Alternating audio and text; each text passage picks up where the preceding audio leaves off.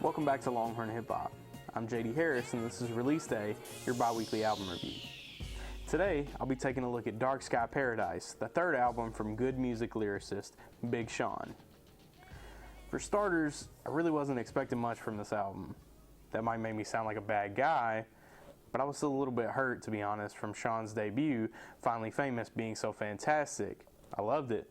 It had the right mix of all the elements that I like listening to an album. Then, I listened to Hall of Fame.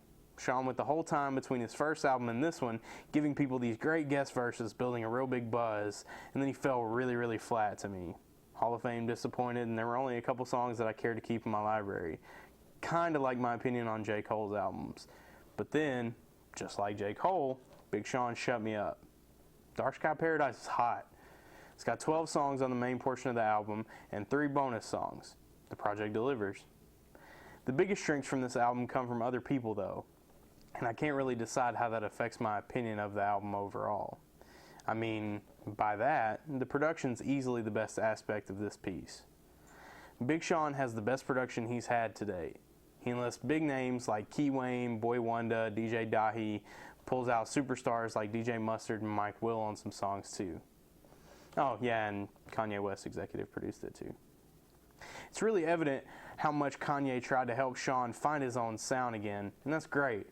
Kanye is a legendary artist in his own right, but I'm always floored at how good his production can still manage to be every time he puts his name on something.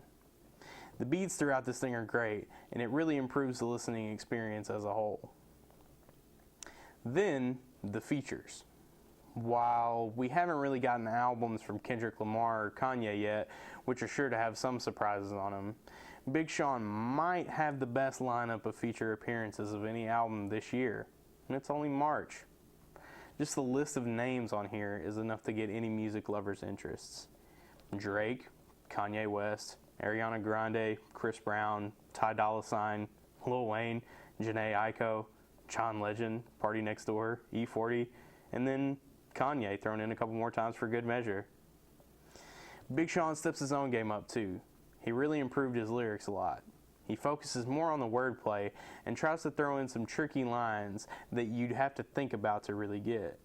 He goes back to his older style of rapid fire bars where he puts this ridiculous amount of syllables into really small amounts of space, and it's definitely enjoyable. There are also a few tracks that are full of similes and metaphors, which Sean does really well, and it's actually what drew me into him as a listener from the beginning. On some of the songs, it feels like Sean is making stuff that's a little less hip-hop and a little more tailored for a different audience, which, in the grand scheme of things, doesn't take away from it much, but I wasn't that big of a fan of it. It doesn't really add anything to the album, but it doesn't hurt it either.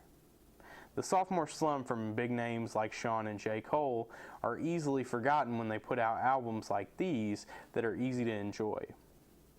Big Sean took some time, put it all together, and made his comeback in a real big way. And it seems as though whatever dark skies that are in his paradise are pretty long gone.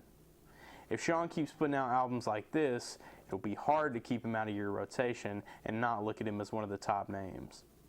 I tried to think of a joke to combine the names of Big Sean and Ariana Grande, but they were all a little too forced. You guys deserve better than that. Definitely. Overall, I think the album's really good.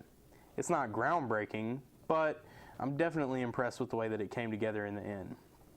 Turns out, Hall of Fame was more Dark Sky for Big Sean, while Dark Sky Paradise sounds a little bit more like the paradise we want when we listen to an album.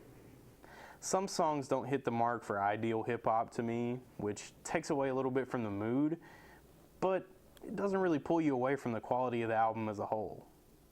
I give Dark Sky Paradise a 4 out of 5, and I definitely recommend giving it a listen. So do it, boy. Take some time, listen to the album for yourself, and let me know if I have any idea what I'm talking about.